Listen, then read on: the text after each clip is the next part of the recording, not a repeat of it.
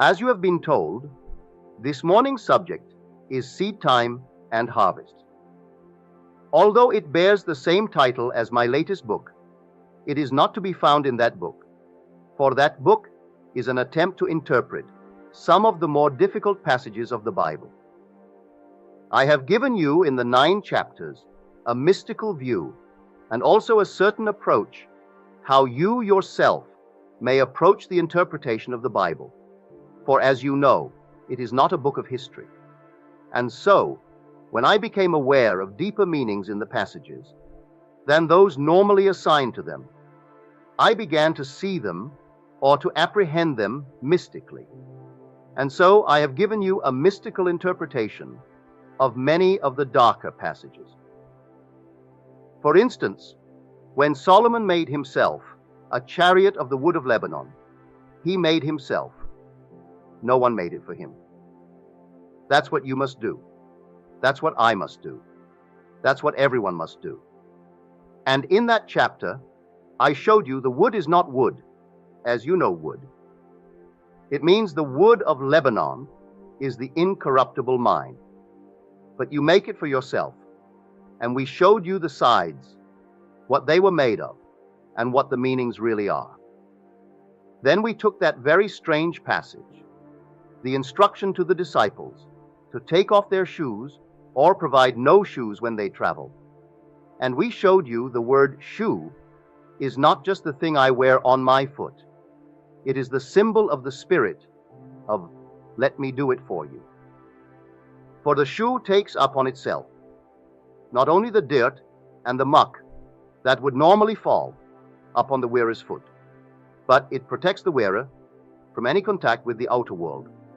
And so, anyone who offers to do for us what we should do and could do far better ourselves is offering himself as our shoe.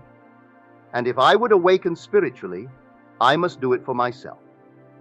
I must take my own mind and control it, take my wonderful imagination and actually control it, and set it to noble purposes, and not have some intermediary come between myself and God. For the God of this world is an internal God. He is that inevitable force that expresses in outward facts the latent tendencies of the soul. And so, if I would discover that God, I cannot have you do my work for me, I cannot have you eat my spiritual food and expect to grow spiritually. So that is really the attempt of the 9 chapters in the book Seed Time and Harvest. But this morning's subject, I want to approach it differently. This statement is taken from the book of Genesis, the 8th chapter of Genesis. It is a promise made to man that while the earth remaineth, seed time and harvest, hot and cold, summer and winter, day and night shall not cease. We are told that man was placed in a garden. The garden was completed. Every tree was bearing fruit. Everything in the world was finished. And he was placed in the garden to dress it and to keep it. He doesn't plant it. He doesn't do a thing but dress it and keep it.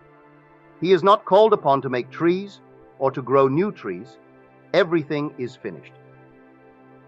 As we are told in John, I have sent you to reap that, whereon you bestowed no labor, for creation is finished. Every conceivable human drama, every little plot, every little plan in the drama of life is already worked out as mere possibilities while we are not in them.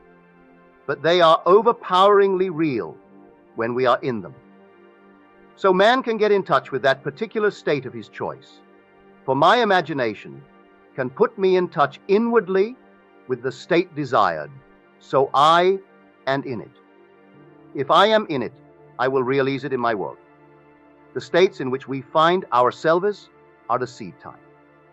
The harvest is simply the encountering of events and circumstances of life. But man's memory is so short, he forgets the seed time. But all ends run true to origins. So if the origin, say, is misfortune, the end will be misfortune. But when you reap misfortune, you wonder, why should it happen to me? When have I set a thing like this in motion? Haven't I given to the poor? Haven't I attended service? Haven't I prayed daily? And why should these things happen? But you see, my God never forgets, because he always gives the end in harmony with the origin. And you and I are selectors. We don't make. We are not creators. Creation is finished. The whole vast world of creation, as told us in Ecclesiastes, I am the beginning and the end. There is nothing to come that has not been and is. So look upon creation as finished, and you and I are only selectors of that which is. By selectors, I mean that you and I have the privilege. We may not exercise it, but it is our privilege to select that aspect of reality to which we will respond. And in responding to it, we bring it into existence for ourselves. Not knowing that we are so privileged, we simply go through the world reflecting the circumstances of life, not realizing we have the power to create or to outpicture the circumstance of life. So now let us now analyze what I personally mean by seed time. If everything is finished and completed, then why the promise there shall be seed time and harvest as long as the earth remains? Now, seed time, to those who are here this morning, as we should really know, we are not taking it literally. Our seed time is that moment in time when you and I react to anything in this world. It may be to an object, it may be to an individual, it may be to a bit of news that we have overheard. But the moment of reaction, that emotional response, is our attitude. Our attitudes are the seed times of life. And although we may not remember the seed time or the moment of response, nature never forgets. And when it suddenly appears in our world, that suddenness is only the emergence of a hidden continuity. It was continuous from the moment of reaction until it appeared in the world. Its appearance in the world is harvest. So you and I may harvest anything we desire, but we must first have a seed time. It must be preceded by a moment of response or an attitude. How often you say, I approached it in the wrong attitude, or he is in the wrong attitude, or you must change your attitude if you would get on in this life. I have said it, you have said it, maybe we have said it to each other, but we know the importance of right attitude. We know this much, that I can change my attitude if circumstances change. That's automatic. We know that if something happens suddenly in my world, of which up to that moment I was not aware, I, becoming aware of a change of circumstance, would automatically produce in myself a change of attitude. We all do that, morning, noon, and night. But that's not important. That is a reflective life. 99% of the world reflect life. Now, can I consciously, can I voluntarily, can I deliberately produce in myself a change of attitude, one of my own discretion, one that I myself single out, and not one that is determined by or in any way is dependent on a stimulus of a change in the object itself? Must you change before I will change my attitude towards you? We know that if you do change, I will change my attitude towards you. But must I go through life simply reflecting these changes in the objects? And can I not deliberately determine the change prior to the change in the object? For if I can, I am moving towards complete control of my fate and becoming the master of my fate. If I can assume an active, positive attitude and not depend upon changes in the object for changes in myself. If I can do it, I really am, if not a complete master, I am becoming more in control of the circumstances of life. But 99% of the world waits for things to happen on the outside, and then they reflect. That's no accomplishment at all. If we would awaken and become real selectors of the beauty of this garden that God gave us, so that we can single out that particular aspect to which we will respond, then we will do it by deliberately changing our attitude towards life itself. There is a little fable given us to show us how it is done. If you will study the fable carefully, you will see the importance of imagination. The fable is the fable of the fox and the grapes. You all know it. When he failed to obtain the grapes, then he persuaded himself that the grapes were sour, and by imagining the grapes to be sour, he evoked in himself a change of attitude. He no longer felt about the grapes as he formerly felt. Now that's a little fable on a negative tone or a tragic tone. You and I take the same story, but now we put it on a positive tone. We contemplate our ambitious dream, our noble concept of life. It may seem we haven't the talents to realize it. Instead of saying what the fox did, that the thing is beyond us, and therefore it is sour anyway, we can take the same technique and wonder what it would be like had we realized it. What would the feeling be like were we, and we name it? If I can contemplate what the feeling would be like were I the man that I want to be, were you the person that you want to be, and rejoice in that state as though it were true, I am producing in myself that emotional response necessary for seed time. I may not see an immediate harvest. Maybe the thing that I am now giving expression to in the form of seed time is an oak. It is not a little mushroom that would grow overnight. Maybe my dream would take a little longer interval of time between the actual planting and the reaping. But if I know that all these things are consistent, see yonder fields.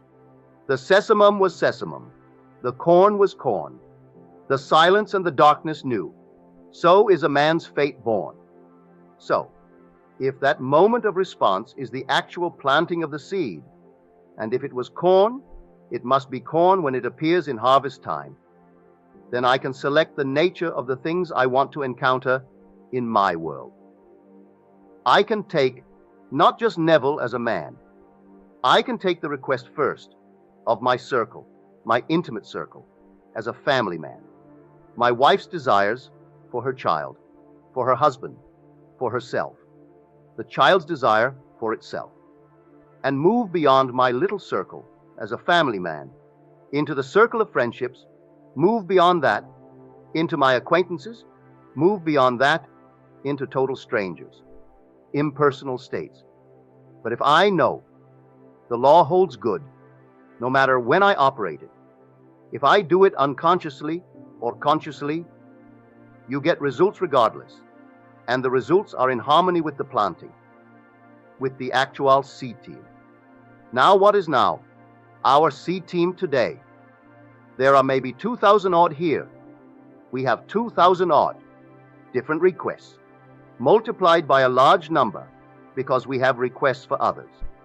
But you can take today, as you sit here, and you can actually contemplate what it would be like. Suppose it were true. Suppose I could turn now to a friend and rejoice with him because of his good fortune, and actually carry on a mental conversation with him from the premise that he or she has already realized the dream.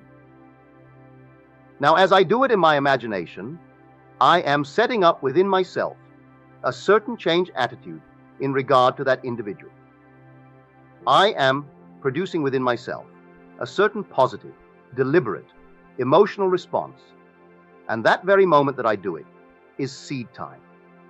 I will encounter that individual tomorrow, or next week, or next month, and he will bear witness of that thing I plant now. He may be totally unaware that I planted it in this garden. I am not seeking his praise. I am not seeking credit.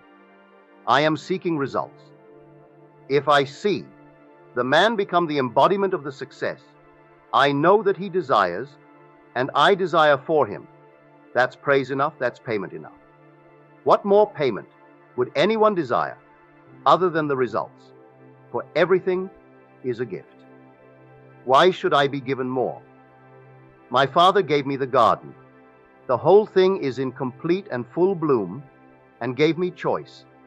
The greatest gift of all, complete freedom of choice of the nature of the fruit I will reap in my world. But I cannot just barge into the garden and start picking fruit. There must be a seed time, but I must always bear in mind I will reap that whereon I bestowed no labor. I don't labor to make it so, I simply plant it. For in that moment of response is contained all the plans, all the energy necessary to unfold that plan into a perfect, wonderful objective fact, which I will then harvest by becoming aware of it as an external reality. But I don't labor to make it so. I simply must know it is so. So that is our privilege. That is our choice.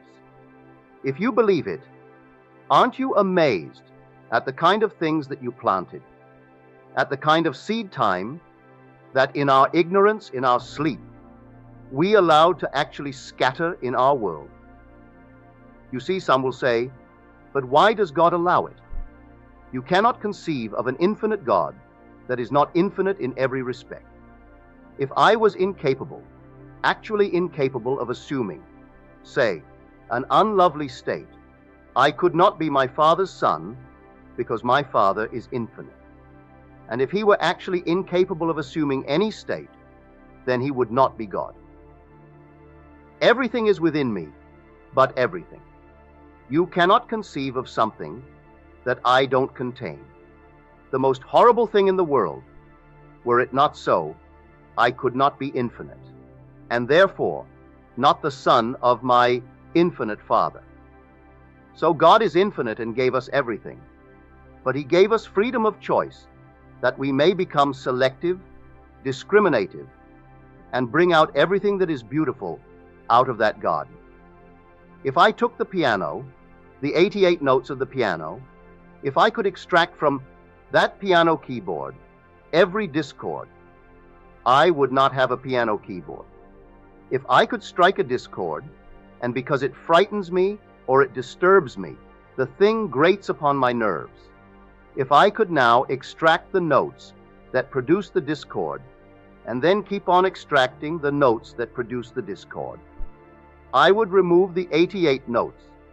There would be no notes left on, which I could play tomorrow's harmony. But let me leave the notes and learn the art of playing the piano, so I can from the same 88 notes bring out all the harmonies of the world. The same thing is true of man. Instead of looking at someone and accepting as final the evidence of the senses, there is someone who brought out into his own world, say, disease. He is trying to analyze it from the outside. When did I contract the bug? When did I come in close contact with someone who had the bug, and they are taking me into the laboratory with my blood and try to find it there. You will never find it there, in spite of all the wisdom of man. You will find it only in the consciousness of the individual who, at a moment now long forgotten, planted the thing he is now harvesting. And you are not going to find it in any external analysis at all, because things seen were never made of things that do appear. You are warned time and time again in all the books of the Bible, but especially in that 11th chapter of the book of Hebrews, that things seen were not made of things that do appear. But no man believes it. He insists on finding it in things seen. So he extracts my blood, he extracts a little piece of my skin, and he starts to make an analysis of that. And he will tell me, yes, he has found it. It's in my blood. I am not denying he has found it. In my blood. But why is it in my blood? It is in my blood, or in my body, or in my world. Because at some point in time, I, exercising the right as a free child of God, singled out some unlovely state relative to another. It need not be to myself. It could be to another, wherein I rejoiced in the hurt of another, where my emotional response to the news I heard was good. So I set it in motion. But when it happened in my world, I did not think it was so good, but it was my harvest. And all these things are the harvest of things you and I have planted. For all things run true to form. Don't be surprised at the suddenness in our world. Someone is ill. It is only sudden because we have forgotten. And man's memory is very, very short. You know that lovely little poem of George Meredith, "Forgetful is green earth. The gods alone remember everlastingly. They strike remorselessly and ever like for like. By their great memories the gods are known." If man could only remember these moments of seed time, he would never be surprised when the harvest appears in his world. But because he has no memory as to that moment in time when he dropped that seed, which is simply his emotional response to something he contemplated, something he overheard, something he observed, at that moment, the thing was done. He didn't have to labor to bring it to harvest.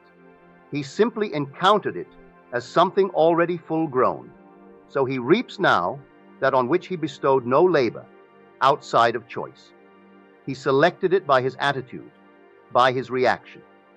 Now, am I responsible for others in my world? I certainly am. When I take my little mind, my little imagination, and think because it's mine, my Father gave it to me, that I can simply misuse it. It isn't going to hurt another. I tell you, you do have to use more control, for the simple reason I am rooted in you, and you are rooted in everyone, and all of us are rooted in God. There is no separate individual detached being in my Father's kingdom. We are one. I am completely responsible for the use or misuse of my imagination. Do you recall seeing on TV a dramatized version of the sinking of the Titanic? Do you recall it? Have you read the book, A Night to Remember? Well, the book itself is by Walter Lord. But 14 years before the actual harvest, or that frightful event of the sinking of the Titanic, a man in England wrote a book. He conceived this fabulous Atlantic liner, and there he built her, just like the Titanic, only the Titanic was not built for 14 years. But he, in his imagination, conceived the liner of 800 feet. She was triple screw. She carried 3,000 passengers.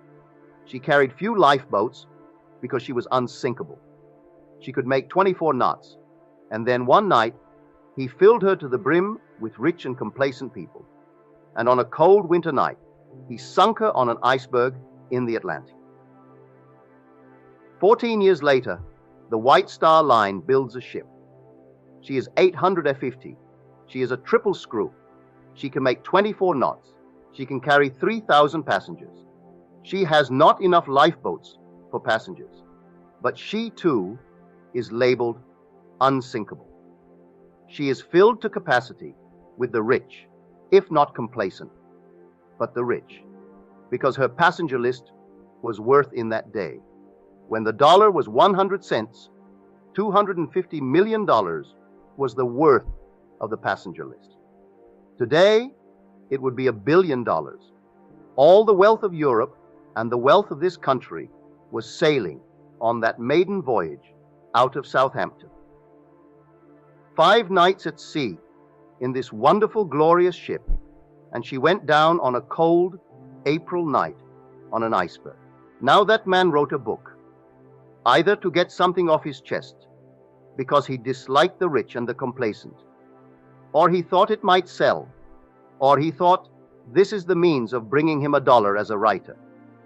But whatever was the motive behind his book, which, by the way, he called futility, to show the utter futility of accumulated wealth. But the identical ship was built 14 years later, and carried the same kind of a passenger list, and went down in the same manner as the fictional ship. Is there any fiction? There is no fiction. Tomorrow's world is today's fiction. Today's world was yesteryear's fiction, the dreams of men of yesteryear. Wouldn't it be wonderful if I could talk with someone across space and just use a wire, and I couldn't see that one? It would be a mile away, beyond the range of my voice. Then maybe 5 miles, and maybe 1,000 miles. Fantastic dreams. Then they came true. When they came true, suppose I could do it without the means of a wire. And it came true. Suppose now I could do it not just in an audio sense, but in a video sense. Suppose I could be seen. And that came true. But when they were conceived, they were all fictional, all unreal. There is nothing unreal because God is infinite and God has finished creation. You cannot conceive of something that your Father has not only done and conceived of it, it is worked out in detail, in all its ramifications. You and I are only becoming aware of increasing portions of that which already is. We are not making a thing. We are discovering God's wonderful world. But now in this church, at least here it should be done. For this is a church of the mind. This is science of mind, where there is a science to planting, and you do it in a certain scientific manner. You just don't walk the street and reflect, read the papers and reflect. You go out a more positive person than people who gather in similar areas, for the simple reason they go just to hear a service and to be told how bad the world is. You're not coming here to be told how bad the world is, for if you believe it is bad, there is something you must do about it, because you have planted the world. You have your seed time.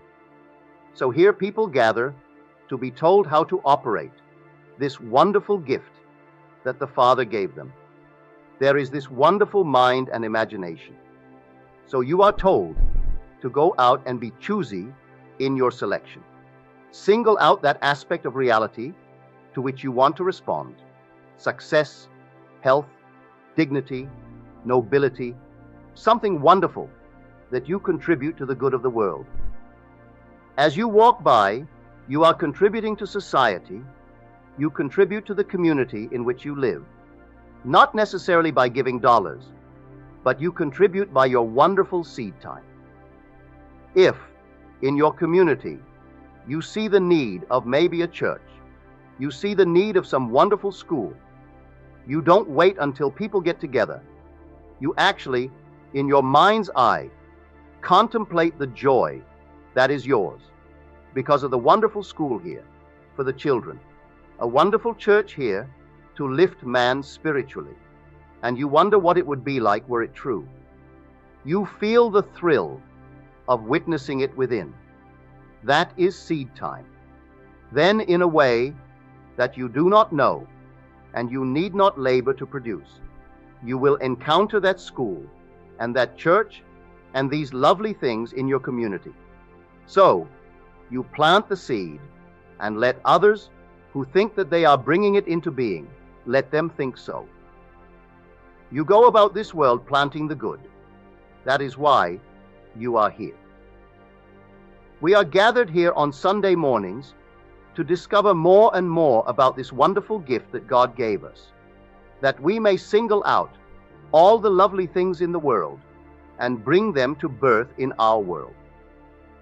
This morning, you take not only yourself, start with self, then turn to a friend in your mind's eye and congratulate him on his good fortune.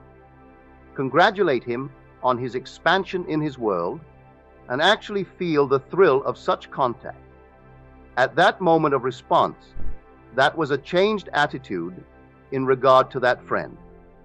At that moment, you planted. Now, in a way you do not know and you need not know, that seed is going to go through its normal, natural, hidden passage and appear as a reality in your world. then you will know the power latent within you, and you will stop reflecting life, and you become one, what I call a true creator, in the sense that I mean creator, that you are creating by selecting wise, lovely things in this world and giving them expression in this world of ours. So that's what I mean by seed time and harvest, the importance of the right attitude. And you can do it. You need not wait for circumstances to change. You need not wait for the stimulus of a change in the object to produce in yourself the change of attitude. In your office, does the boss act in a rude way towards you? Well then, what would it be like if he now saw in me the lady, the helpful person that I really am or want to be? Suppose he saw in me someone he could praise for my work and raise me in the salary world, give me an increase in salary because of my added effort. Suppose he could see that in me. Well, contemplate the boss seeing that in you as though he saw it and rewarded you with an increase. That moment is the moment of planting. It may not come tonight. It may not even come this week in the paycheck, but it will come. You simply keep on planting the lovely things. But if every day when you leave the office you say, "What a skinflint," and you go home and you discuss him with your mother or your husband or someone else, and they sympathize because they really believe you, for they are playing the same reflective, negative approach to life. But if as you ride home or walk home, you walk in the attitude that he had done it, he had increased your income, he had praised your work, and day after day, in spite of other things to the contrary, you persist in it, do you know he will do it? You will produce in him the change of heart because you first produced it in yourself. And he will see in you qualities that he cannot now see. And then your whole vast world begins to blossom. You do it in every sense of the word. You know someone who is lonely, one who really should be happily married in this world. What would it be like if you were told, not by the individual necessarily, but by a third party, of the good news concerning John, concerning Mary, or someone else? Someone desirous of a lovely home and a gracious home. What would it be like? Don't be envious. Try to rejoice. Feel the joy that is theirs, and that moment is seating for them. They will harvest it, and that is our opportunity to go through the world planting and planting wisely. Unfortunately, too many of us in church movements, I don't think you will find it in this church, but too many of us in church movements have a very serious attitude towards life. And, of course, the basic attitude is the attitude towards life, not necessarily the individual attitude towards an object or towards an individual, but the attitude itself that the individual adopts through life, towards life. And they have a very serious one. Well, Orridge very wisely and very humorously said, the serious attitude is this: they really believe that God has an enormous struggle against helpless odds. And he said that produces in the individual the emotion of helping poor Father. They go to help poor Father, who has created the world and gave it to his children. Now he brought up another interesting point of the scientific attitude towards life. Having discovered the little molecule or the little atom and the wonderful construction, that is, theoretically, having discovered this wonderful orderly construction of the bricks that make up the world, their attitude is one of orderly insignificance, because they believe the world is gradually burning itself out. So no matter how orderly it is, if they really believe the sun will eventually go out and the earth will consume all its resources, what other attitude could they adopt than all dressed up with nowhere to go. Because if eventually it is all going to be in nothing anyway, no matter how orderly it is today, it could only be orderly insignificance. But I tell you, as one who has seen beyond the veil, there is no such thing as coming to an end. Life is forever and forever and forever. And forever you are moving up this everlasting pilgrimage, revealing the infinite glories of your Father. So go out wisely today. Go out determined to become more selective, more discreet in your choice of ideas.